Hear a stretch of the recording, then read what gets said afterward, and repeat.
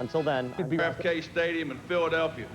Because I tell you what, when you walked on that field, you knew they all hated you. And I tell you, to me, that was a great feeling. That made the game fun, being able to play in those type of environments. So thank you, too. And if my father was here, he was different than I was. He was a very gregarious guy. He'd stand up and he'd say, "The kid made it. He finally made it." Rare emotion from the usually stoic Bud Grant. We always see that in Canton. Later in the Sports Center, Tom Jackson will have a profile of Tony Dorsett. Tony tells TJ what fear made Tony Dorsett a better open field runner. That's coming up later.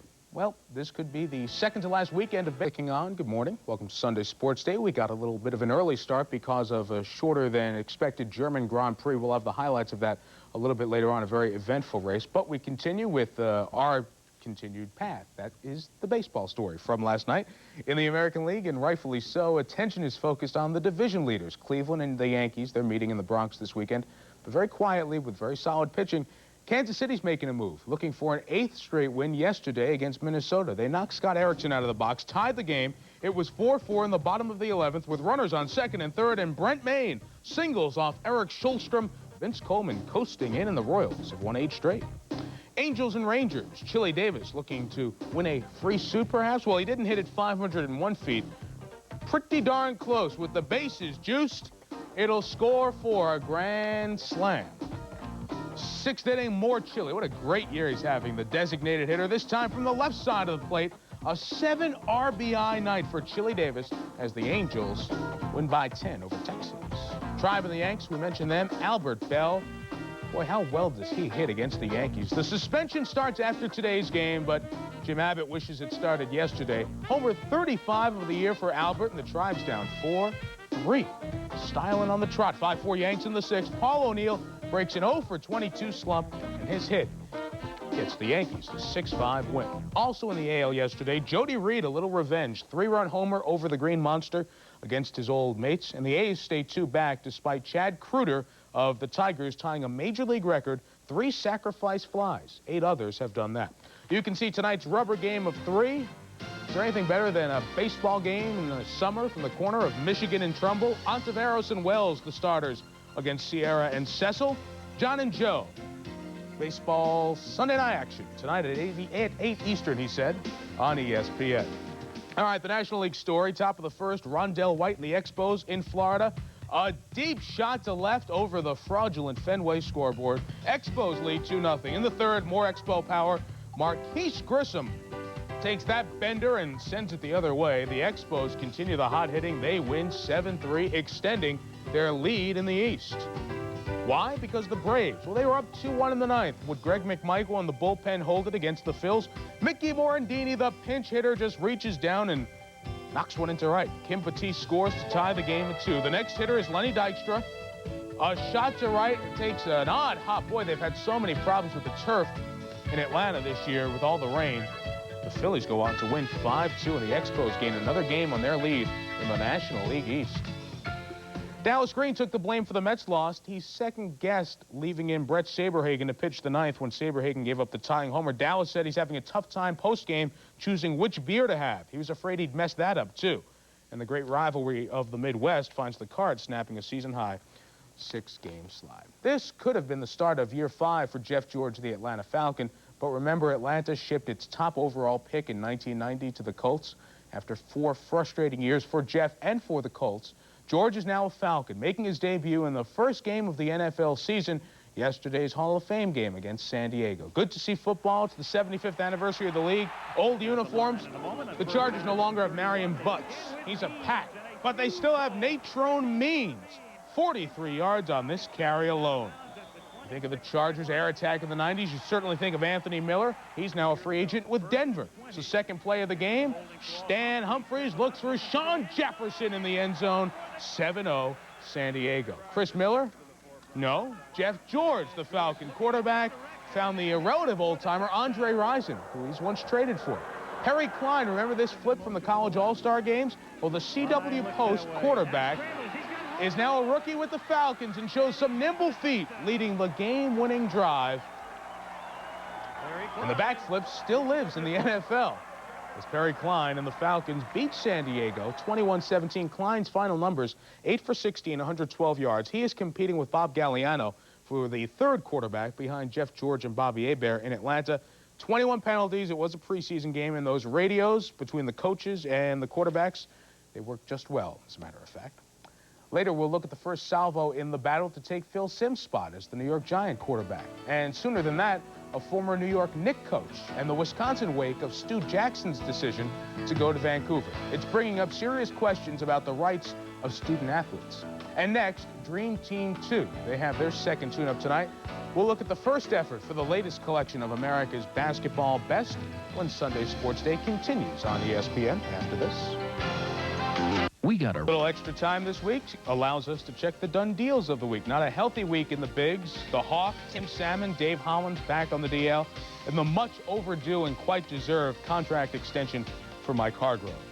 The big trade on Frozen Pond. Rick Tocchet makes the Kings bigger 50-goal scorer and LA favorite Luc Robitaille to the already potent Pittsburgh Penguins. This was a week of individual accomplishments, a couple returning to win the most prestigious title in their sports. 2 Ironmen in their sport, one coming out of retirement and one going in, and a new American hero leaving the country. Steve Levy reads the script that recaps this busy week. There were a lot of numbers floating around in the sports world. Some were lucky, some were unlucky. U.S. World Cup defender Alexei Lalas signed a 1-year loan agreement with Padova on Wednesday, which will make him the first U.S. player to play in the Italian First Division. Dream Team 2 introduced themselves to the world in their first exhibition game against Germany in Charlotte on Tuesday by thrashing Germany by 33 points. Joe Dumars led the Dream Teamers with 20. How about the Shaq off the bench? 14 points, 5 rebounds, 2 blocks for Shaquille in rattling the Germans. 2 is the number of games that Florida State All-American Derek Brooks will have to sit out for violating NCAA rules during a shopping spree with agents last year. Brooks was one of 4 players suspended on Friday. 2 eyes wide open would have helped this track official at the Bislett Games. Håkan Lund was watching the conclusion of a 5,000-meter race when he didn't see this javelin coming. After getting nailed in the arm, Lund actually tried to mark where the javelin would have landed. Lund was not seriously injured.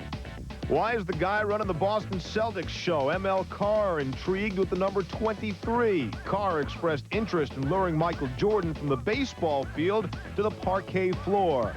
I believe that somewhere down the line there may be in his back of his mind a chance for a return, and why not do it here? You come in here with Dominique. You know, I want to stack the deck in Boston's favor. Michael's got a pretty comfortable bus he's riding around in. I'll go jump on the bus. I'll shag balls for him. I'll pitch. I'll do anything. Please, Michael, come to Boston. 3 years of legal hassles came to an end Wednesday when Jerry Tarkanian announced that he would drop his lawsuit against UNLV. In the deal, UNLV agreed not to appeal a court order that had paid Tarkanian $250,000 in legal fees for 13 years of battles with the NCAA. 4s were wild as a legend returns to racing. 4-time Indy 500 champ A.J. Foyt announced on Wednesday that he would compete in the Brickyard 500 NASCAR race on August 6th. Miguel Indurain continued his dominance, winning his 4th straight Tour de France. 7, an unlucky number for Albert Bell. 7 is the number of games that Bell will have to sit out starting on Monday. American League President Bobby Brown cut Bell's cork bat suspension from 10 days to 6. The number 9 was staring the U.S. basketball team in the face on Wednesday. Italy downed Team USA by 9 points in the medal round opener of the Goodwill Games. And 46-year-old Charlie Huff's career appears to be over. The Florida Marlins placed the veteran on the 15-day DL with a degenerative hip and announced that he doubts he'll ever pitch again. Huff will remain with the club for the rest of the season, but the Marlins indicated that the 25-year veteran would not pitch for them again. And, Steve, the week started with your favorite sport, hockey, and the end of the Mike Keenan affair. Commissioner Gary Bettman announcing Keenan must sit out until the week before opening day, return 80% of his signing bonus, and find the rest of that bonus. Now, for threatening legal action and tampering, these are the team fines. And the commissioner did sign off on this trade, which is tilted in the Rangers' favor as compensation for losing Keenan. Young, potential superstar Peter Nedved helps the youth of the Rangers, the Blues, get some experience for their Stanley Cup run. Next, he wanted out, he is out. New attraction in the land of magic. Why did Horace and the Bulls part? I've said that many times. It's never been all about money.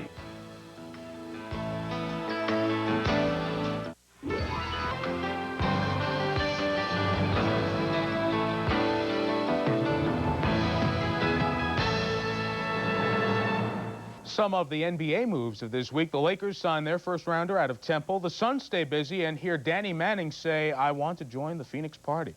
And Bill Fitch, he coached New York's other team. Now he will coach LA's other team. Remember, on a national TV game in Orlando this year, Horace Grant, free agent to be, made it clear he'd love to play for the Magic. Well, he is in Orlando after a wild week of free agency, trading, and an anything but fond farewell. Carl Ravitch recaps a wild week in the land of the bull. The paving of this Grant to Orlando road actually began earlier this week when the Scott Skiles trade rumors began to fly. The Magic had to make room under their salary cap. Skiles' $2.1 million slot was a natural. Thursday, he was prepared to be traded.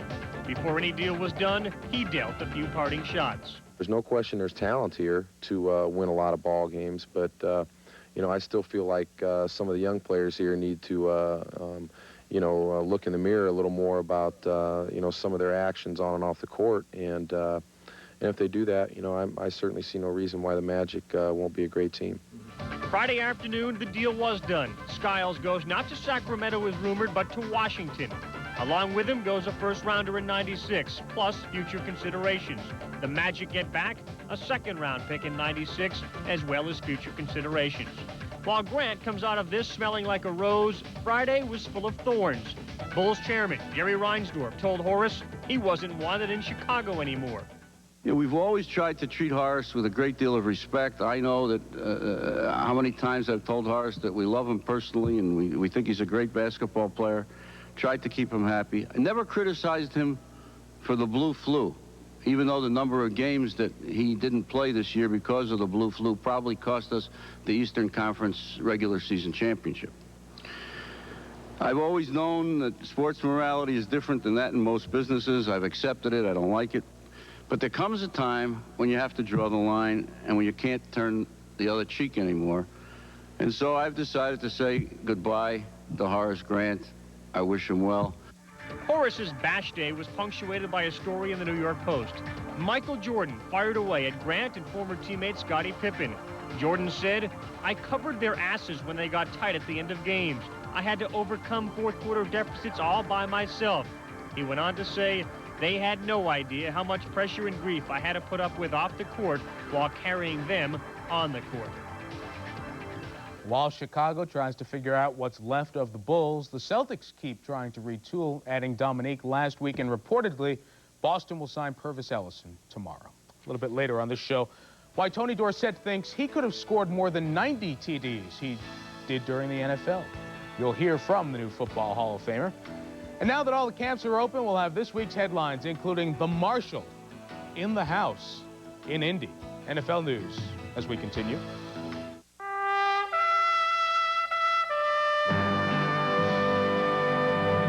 Coast to coast,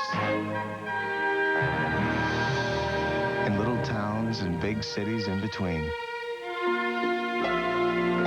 One cellular network has everyone talking.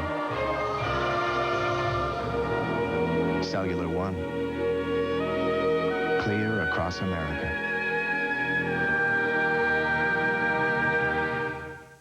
Now, when you buy a case of quality Valvoline motor oil, you can send away for a Valvoline hat. Honey, I'm going out. Okay.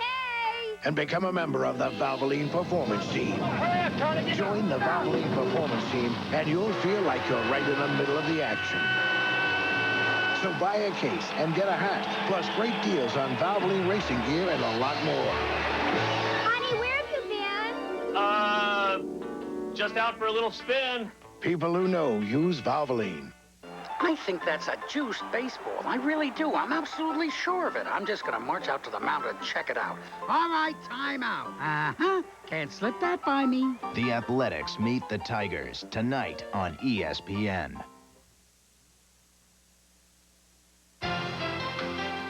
Sports Weekly is presented by Delta Airlines. You'll love the way we fly. Welcome back. It's been one of the worst years for Formula One racing, from the death of Ayrton Senna and Roland Ratzenberger to the near-fatal accident of Karl Wendlinger. There have been safety concerns, and this week, points leader Michael Schumacher was suspended for 2 races. Still, Schumacher raced in this morning's German Grand Prix as he appealed that suspension right from the start. 11 cars out of the race in this wild wreck at the start of the race. Then, more problems on lap 15. John Verstappen in the pits. You see the fueling and the fuel spills, and that can only lead to one thing, this incredible ball of flame and this fire. The initial reports are miraculous. No one seriously injured, but look at this. You don't see in some forms of racing the actual flames, but here you do. And if no one was seriously injured, that's miraculous. Michael Schumacher, we talked about him, the points leader. Engine problems lap 20. You see his frustration as his day ended. Austria's Gerhard Berger walks away with it. He led mostly uncontested the rest of the way. Ferrari's first win in 58 races. Damon Hill, who was behind Schumacher, finished 8th, so he could not capitalize on this opportunity to make up ground in the standings. Well, they don't have 8 rounds of the NFL draft anymore. That's where Ohio State quarterback Kent Graham was selected by the Giants. Dave Brown was taken in the supplemental draft out of Duke. Now Graham and Brown will duke it out to replace our new colleague Phil Simms as the Giants quarterback. Battle won last night at the Meadowlands against Miami. The second preseason game, Brian Cox. Lawsuit against the NFL, but not showing his hat. There's Dan Marino, not starting because of the Achilles injury. The battle between Brown on your left and Graham on your right. First, it's Brown. Hangs one out for Chris Cab Calloway. 54 yards, puts 6 on the board, a touchdown. The Giant fans like what they see from Brown. Second half, it was Graham's turn. This one perfectly thrown to Miami's Pat Johnson. An up-and-down night for Graham, who was playing with the second string. Time for a little history. The Dolphins scored. Now they're going for 2. Doug Peterson rolls out to Rob Coons, and there it is. Did you think Don Shula, the conservative for the most part coach, who had to be sold on the 2-point conversion with the Rules Committee, would be the first coach to attempt and succeed with a 2-point conversion in Miami's win as Pete Stoyanovich kicked 4 field goals. The head-to-head, both quarterbacks were okay. Reeves said Brown played well early. Graham struggled but brought the team back in the second half. Their battle will continue next week and throughout the preseason. As we turned the page to a new season and we saw Brian Cox, Cox has not turned the page. The Miami linebacker filed a lawsuit against the NFL on Tuesday of this week. Cox says the league must eliminate the, quote, racially hostile environment which black football players must work, end quote. Cox says he lost money and sustained emotional pain after making an obscene gesture to Buffalo fans. Cox says the fans were taunting him with racial slurs. Before the game, Cox discussed his hatred for Buffalo Bills fans, who then made Cox a target. What does Cox want in return? He wants a jury trial. The league had no comment earlier this week. Now the camping. Plenty of moves. Still, half of this year's top 10 draft picks do not have approved contracts or agreements. But the number 2 pick is in camp. That's part, as we detail now, the news of this NFL week. He better not score! I got him! I got him! I got him! It's camp, and the time for introductions is over. I don't know anybody. Too late. The focus in NFL camps this week has shifted from introduction and preparation to execution, addition, subtraction, and even prediction. I don't see how we're going to lose. Yeah? I don't see how we're going to lose. Decisions, and tough one. The Saints released 6-time Pro Bowl linebacker Ricky Jackson on Wednesday. Jackson had played 13 seasons with the Saints and is the franchise's all-time sack leader with 123. And while Jackson's career may be over, Marshall Faulk is just getting started. Faulk, the second overall pick in the '94 draft, signs a 7-year, $17 million deal with the Indianapolis Colts. Faulk is confident he'll help what was the worst rushing offense in the NFL last year. The Colts are ready to let him. I have enough speed to break a long one. I can catch the ball. I could run with it inside and out, and I just think that I could do just about everything. A guy like Marshall, without question, you have to give him the ball. So I think you're talking somewhere in that 30 times, 30 times a ball game, passing and running, really.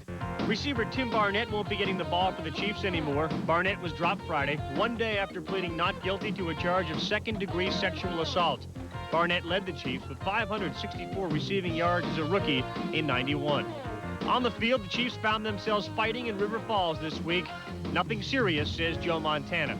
This is about the time where all those little things start wearing on everybody, that little hold the guy does every time, or the little extra push at the end. And so we're just waiting for it to happen. It always does. Buddy ball continued in Flagstaff as more fights broke out at the Cards camp this week.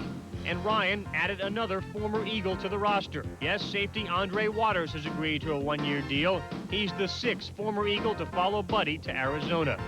The Cowboys camp continued with new head coach Barry Switzer, but the team lost wide receiver Alvin Harper on Thursday. He injured his shoulder on this play and may miss the Cowboys exhibition game Sunday against the Vikes. The Cowboys will have linebacker Robert Jones. They're hoping Jones will fill a void in their defense left by Ken Norton Jr.'s move to San Francisco. Ken Norton's in San Francisco, and for you and the rest of the media, leave him in San Francisco. Nothing you can do about it. He's not here anymore. Let's deal with who's here. And now for the kicker. The San Diego Chargers invited Darren Bennett, a former long ball kicking champ in the Australian Rules Football League, to their camp in La Jolla. The Chargers hope Bennett will be able to replace punter John Kidd, who left the team as a free agent. Well, how'd Bennett do yesterday? Not bad. Overall on the day, he averaged 45 yards on 4 punts. There's some of the moves of the NFL week that was, including the 49ers signing their 2nd first-round draft pick. Ahead, the baseball week that was headlined by a perfect game, but maybe remembered for the setting of a strike date. Next, Stu Jackson, leaving for a new job to build an NBA expansion team. But what about what's left behind in Madison? You told me you was going to stay here, and I made my decision to come down to Wisconsin.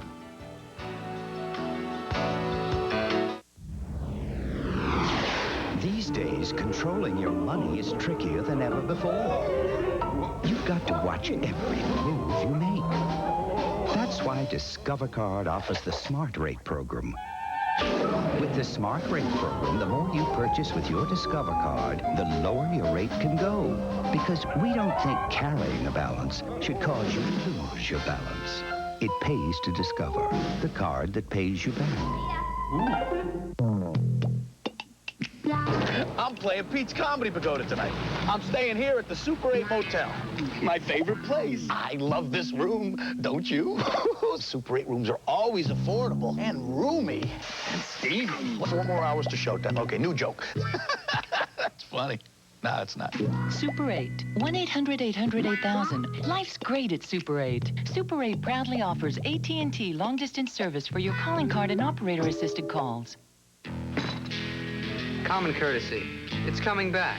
Take collect calls. Instead of 0, now you can dial 1-800-COLLECT.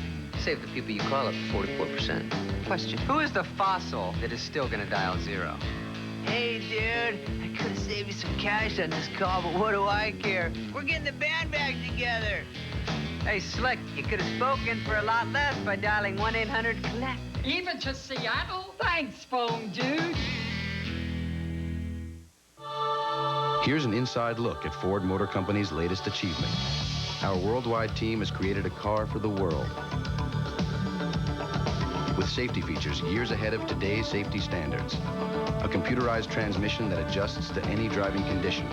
And a Duratec V6 engine that can go 100,000 miles without a tune-up. World-class features in a more affordable class of car. And soon you can drive one yourself. Ford Contour and Mercury Mystique. Coming September.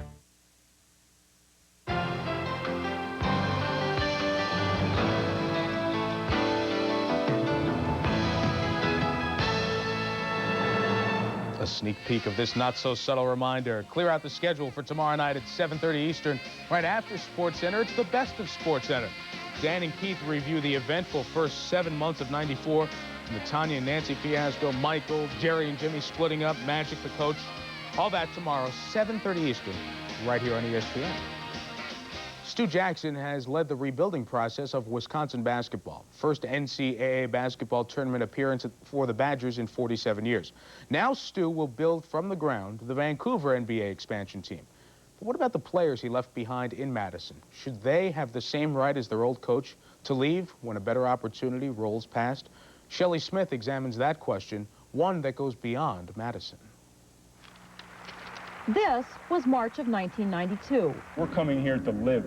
I have no intentions of going anywhere. I am here as a University of Wisconsin Badger and plan to be here for a long time.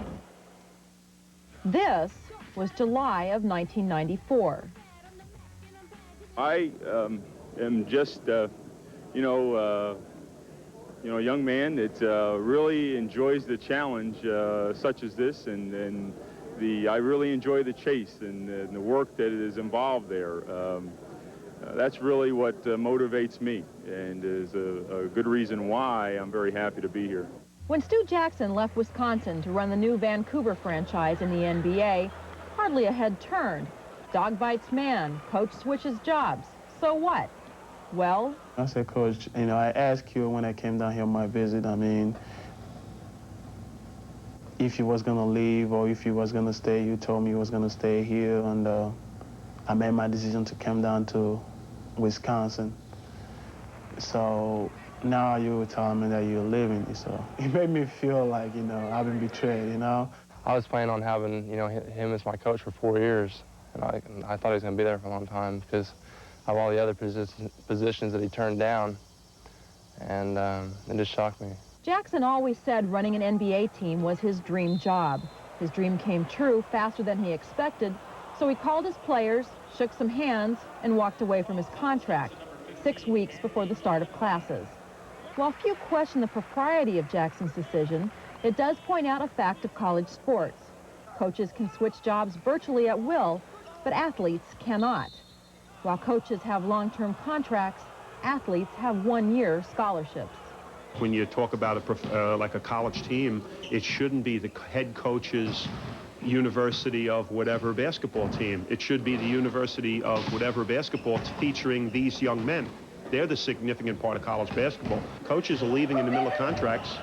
They're walking away from financial packages that seem to be staggering for other staggering financial packages. And young men who are going to college, who perhaps are going to live off a Pell Grant, are now very much affected by this flux and change in their life. And how old are they? They're 17, 18, 19.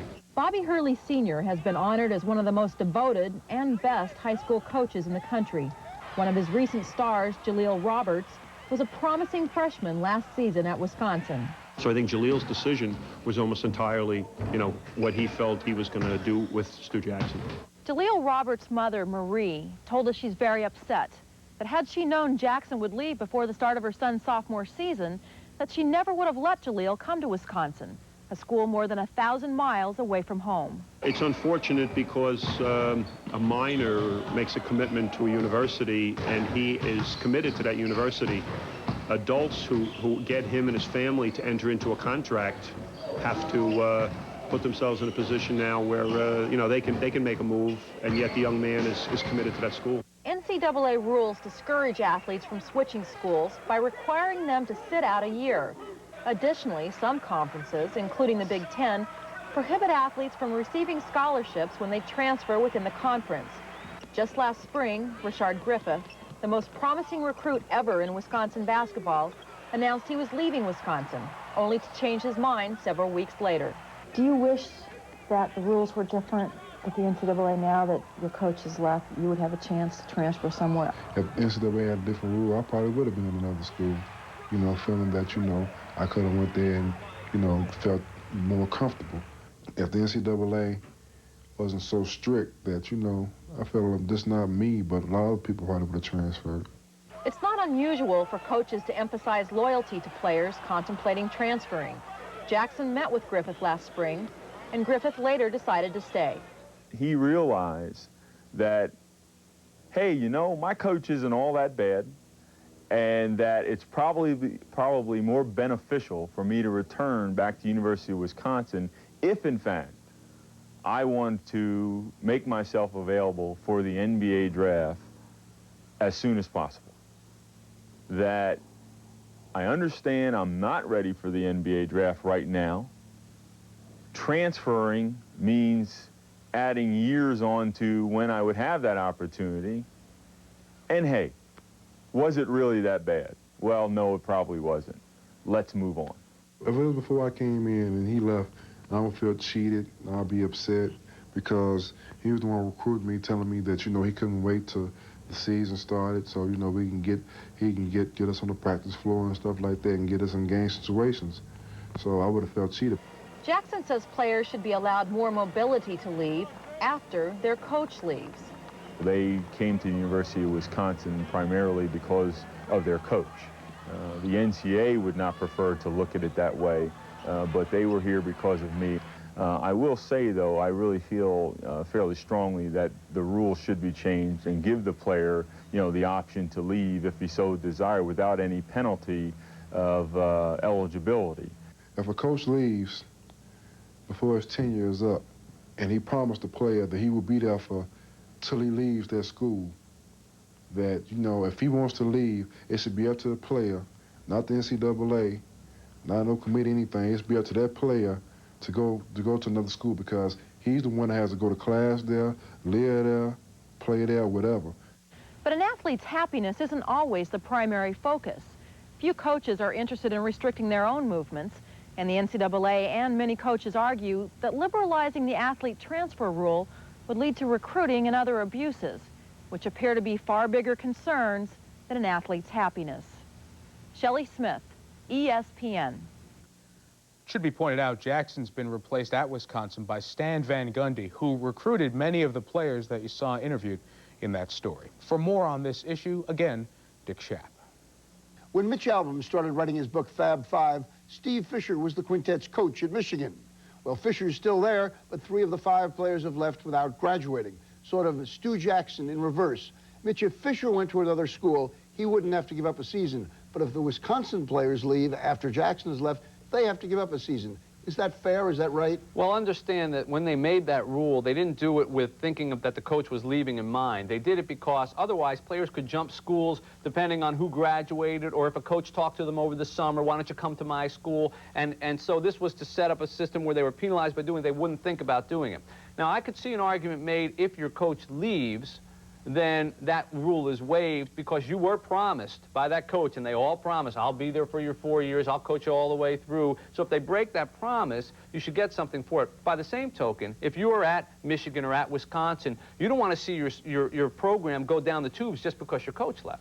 Yeah, I suppose it's utopian to think they might choose the school for reasons other than the basketball coach. It's not only utopian, it's not even worth talking about. It doesn't happen. We won't talk about it, Mitch. Thank you very much, and back to you, Mike. Gentlemen, we'll see you shortly. When SportsCenter comes back, Strike Talk. The baseball world starting the countdown towards that number instead of the record numbers that some players have been pushing this great season. If you missed any of the baseball scores, here they are. The Montreal lead in the East is now 3.5 over Atlanta.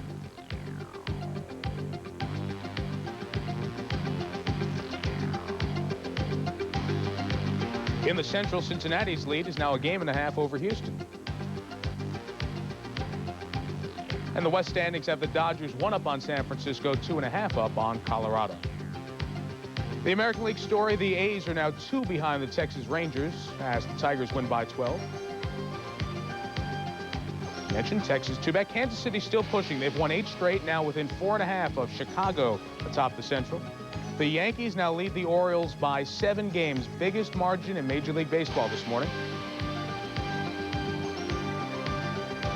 And the White Sox have the lead in the AL Central. 6:30 Eastern on the Deuce, midnight Eastern after the early Sports Center tonight. The Hall of Fame. You'll hear from Lefty and the Scooter on their induction to Cooperstown. Also going in, a posthumous honor for Leo DeRocher.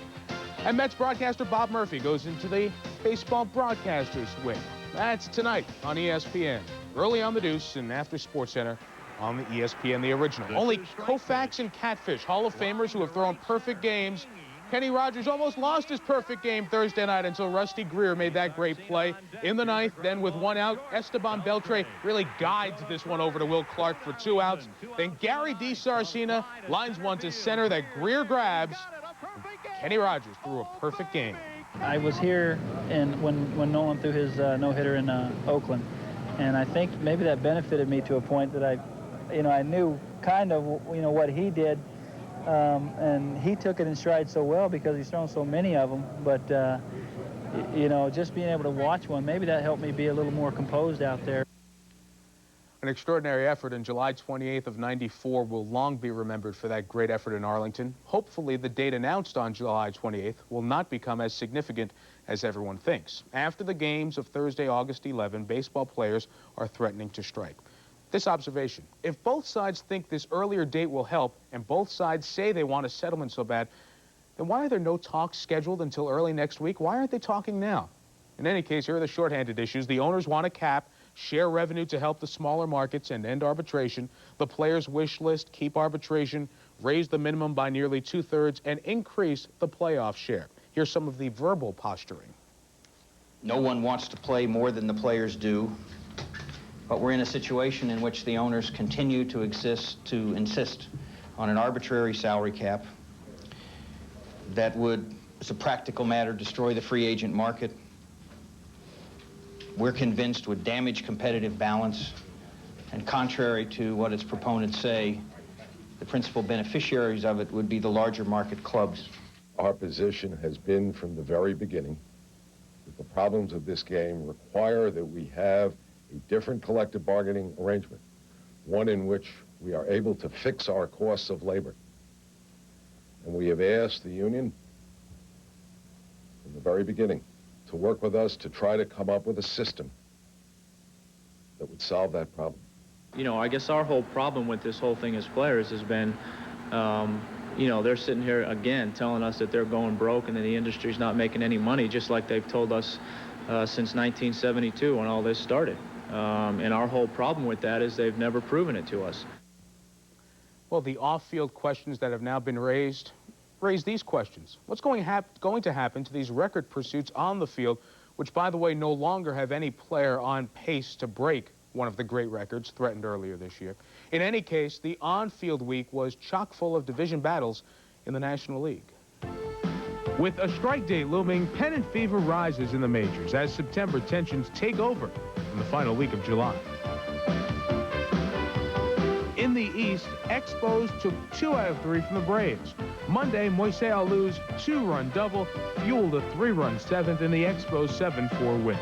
In 37 starts, Greg Maddux had allowed 3 or more runs only twice. That and his league-leading ERA didn't mean a thing to Montreal Tuesday. A 5-3 loss was Maddox's second in 3 decisions against the Expos. It was a Maddux error that broke a 2-2 game. So in the East, it remains a 2-team race, with the Expos and Braves the only clubs over 500. A lengthy strike does not bode well for the Braves. The last 3 seasons, Bobby Cox has engineered late-season pennant charges. If there is a long strike, it'll also put the brakes on Jeff Bagwell's runaway season. The league leader in RBIs powered the Astros over the Reds in 2 of 3. Bagwell's 33rd homer on Tuesday made him the first player this season to break the 100 RBI mark. The following day, he homered again, going 6 for 11 with 2 homers, 5 RBI, and 5 runs scored. In extra innings, Bagwell singled home the go-ahead run, part of a 6-run 12th inning in Houston's 7-1 win. Now, Rob Dibble is in AAA, rehabbing his injured shoulder. Maybe Dibble will come back as the days dwindle before a strike. Darryl Strawberry greeted Tommy Lasorda and his former teammates at Candlestick on Monday. Eric Karros was a rude guest, belting out 2 homers and 4 RBI in a 10-5 win. But the Giants took the next 2. Tuesday, Matt Williams stroking homer 38 of the season, matching his career high that he set last year. The Giants won that game 12-5.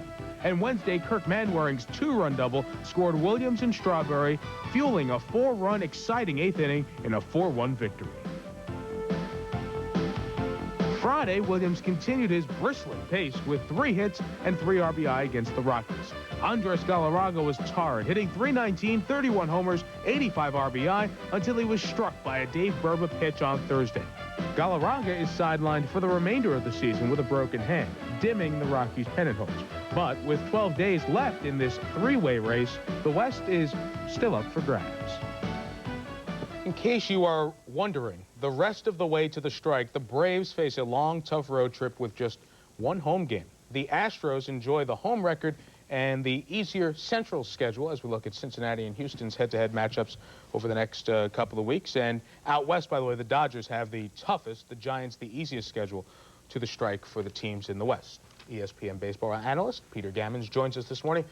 With the 12th date set for the strike, any chance that it can be resolved before then? I don't think so, Mike. I think they have to have a strike so that both sides can sit down and really start talking. Nothing's going to get done as long as they have these little meetings in New York and they're throwing offers back and forth, because everything then is taken exactly on its word. They have to have a strike and start to have people come from the outside and start to throw concepts around.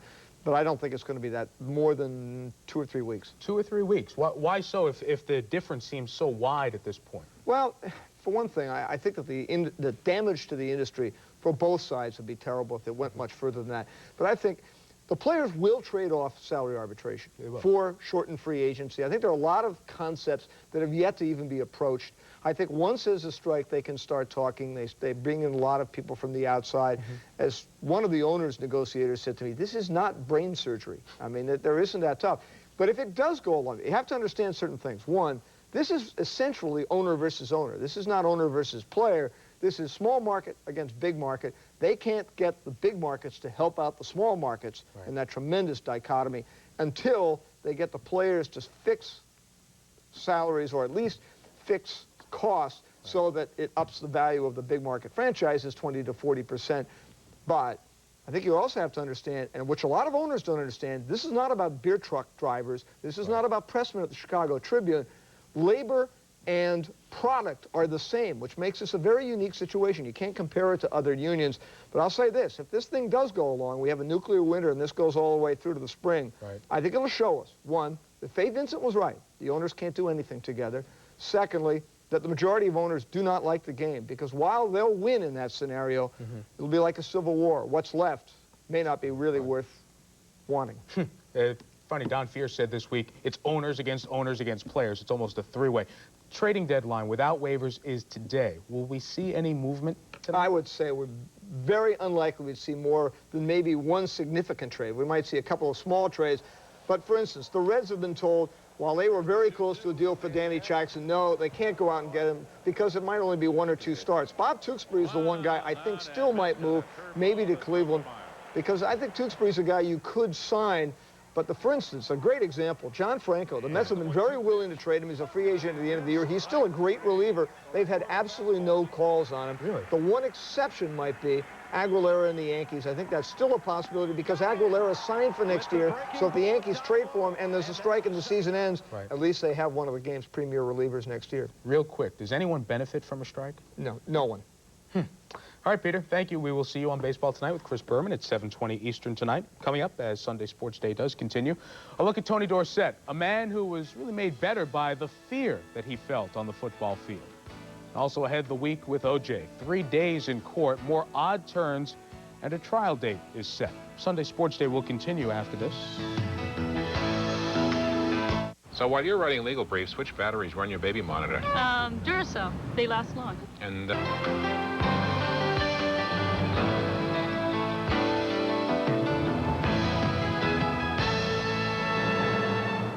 This week of setting dates was not limited to baseball. The O.J. Simpson trial has a scheduled start date of September 19th. That in the final of 3 court appearances this week, now recapped by Mark Schwartz.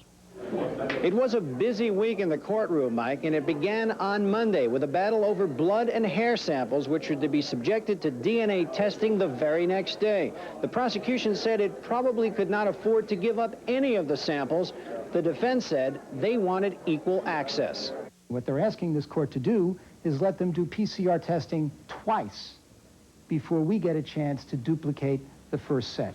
And we think that's unreasonable and unnecessary. That's what it comes down to. They're saying, let us do it twice before the defense gets to do it once. The court is effectively taking evidence out of our hands and giving it to the defense to never be tested by the prosecution at all. And that will prevent us from ever having the opportunity to perform that test, period. You are taking evidence out of our hands forever. Judge Ito granted the defense request that its expert, Henry Lee, be allowed to cut 10% of the sample away, possibly for later testing by the defense. And Shapiro moved that the testing begin on Thursday to accommodate Henry Lee's schedule. But on Wednesday, the sides were back in court again for an emergency hearing. Cellmark Labs of Maryland presented a letter to the judge saying they'd prefer their own expert do the cutting. Lee was allowed to do so, but Shapiro didn't like all the ground rules, and he said the defense would not participate. It seems to me that all we are going to be doing is be given an opportunity to sit in a room for a limited period of time, to observe limited procedures without being able to participate at all, and merely just validating the people's effort. And we are certainly not going to participate in that. We don't think it's fair. We think it violates due process and equal protection. As it turns out, Lee did show up, and he did perform the cutting. He also said there appeared to be enough in most of the samples for the defense to do its own testing later. Then on Friday, Judge Ito announced that jury selection in the Simpson case would begin on September 19th. Interestingly, defense attorney Robert Shapiro moved that the court date be moved up to the first week of September. Don Wager, any way the defense could have its case ready by Labor Day? Not a chance. As a matter of fact, Mark, as you know, they hope to start DNA testing sometime, and we don't know if they can even do it. The fact is, they don't have to be ready. There's a jury selection, 2 to 3 weeks, a prosecution phase, 4 to 6 weeks. That gives the defense plenty of time, Mark, to get quite ready. There was a rather alarming revelation in Friday's court proceeding that there is a witness who police know about and are ready to interview who claims that there were multiple assailants in this case, that neither was African American. That would be good news for the defense. The best news of all, if there is in fact a witness to this crime or even part of it, to fleeing the scene, seeing 2 people not African American, then it's O.J. Simpson's victory. O.J. didn't do it, and it's time for the prosecution, if they believe that witness, to dismiss this case. In the meantime, the defense seeking all the information, including leads of suspects other than O.J. Simpson, the defendant in this case. That's it from the criminal courthouse in downtown Los Angeles.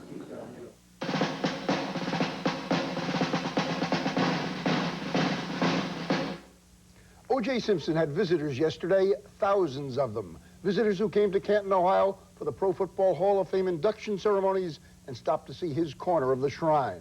Simpson has been in the Hall of Fame for 9 years. He has been in prison for 1 month. If he is convicted, should he be expelled from the Hall? That's the subject of our face-off today between Bill Conlon of the Philadelphia Daily News and Mitch Albom of the Detroit Free Press, and Conlon kicks off.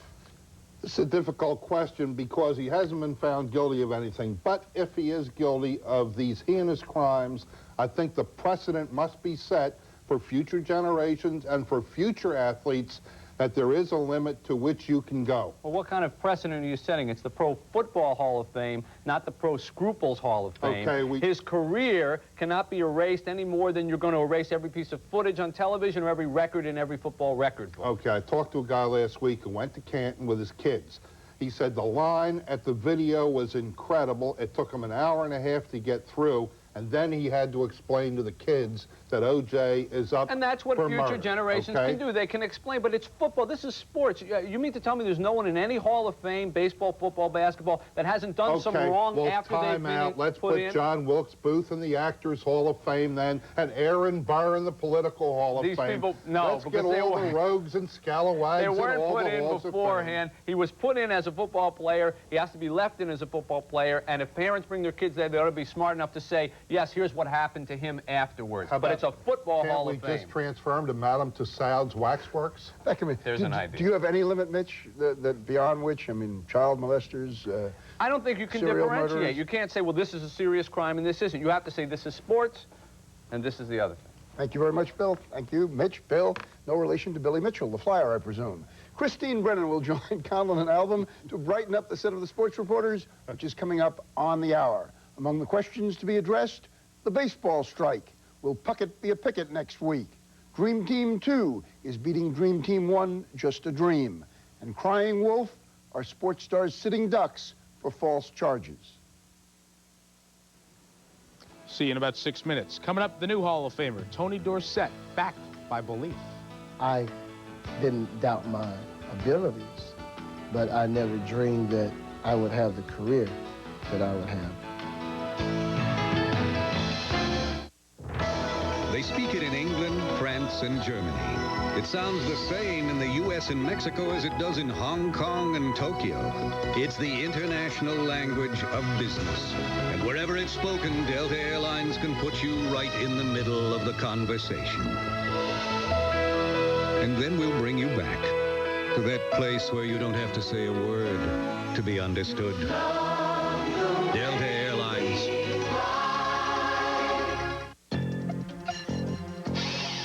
Every year, American business wastes millions of dollars on international calls by using the wrong long-distance company. Now you don't have to waste that money. Introducing MCI's Proof Positive Worldwide.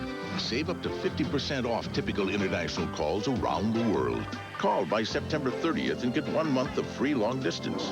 Call MCI now and put your money back in your business.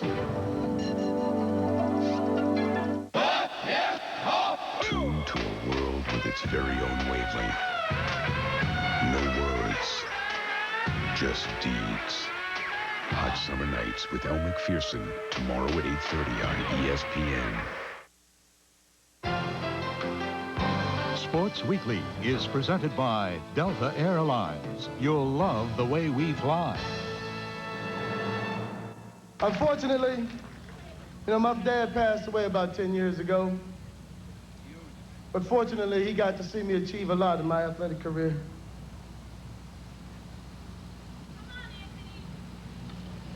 Yeah, man.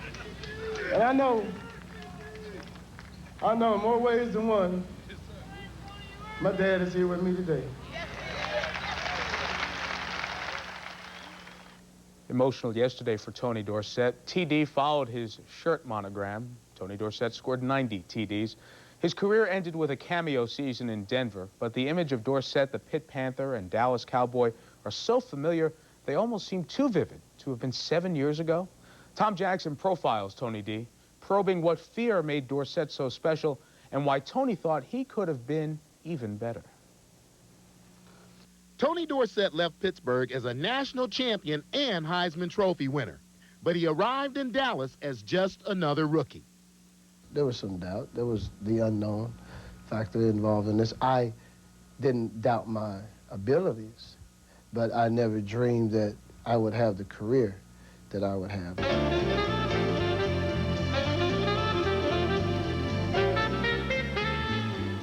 In his first season, Dorsett was named Rookie of the Year and Dallas won Super Bowl 12. He became the first player ever to gain more than 1,000 yards in each of his first 5 seasons. The method was speed, but the motivation was fear. I think the idea of the fear factor, not wanting to be hit, is one of the reasons why I was developed into the runner that I was. Able to get out there and negotiate, make people miss, be impromptu out on the field.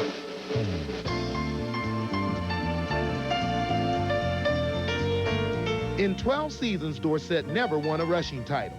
And despite being third on the all-time rushing list, he's not satisfied. He thinks the Cowboys' offense prevented him from being first all-time.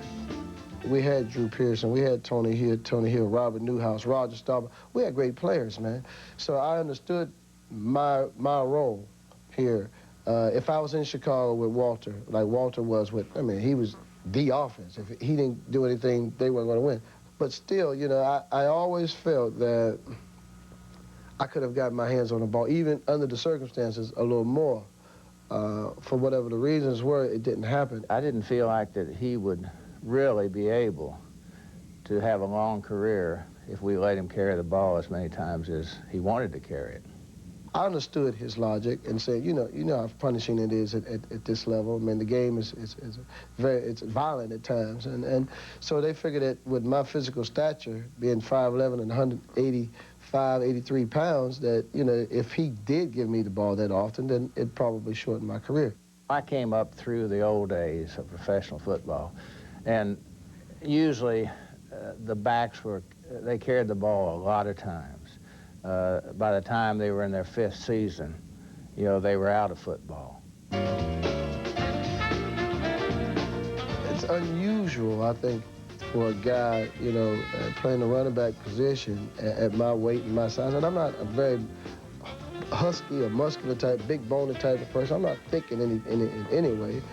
And for me to be able to do it like I did it at my weight, it's something special to me when I sit back and reflect back on it. And he was special. Tony, one of 6 to be honored by the Downtown Athletic Club and in Canton. Marcus Allen and Barry Sanders may join that list. Jim Plunkett was a Heisman winner and a Hall of Fame. Well, we'll have to wait and see what happens. We'll go to the Baseball Hall of Fame in Cooperstown in the next half hour. Indy cars at the top of the hour. The sports reporters next.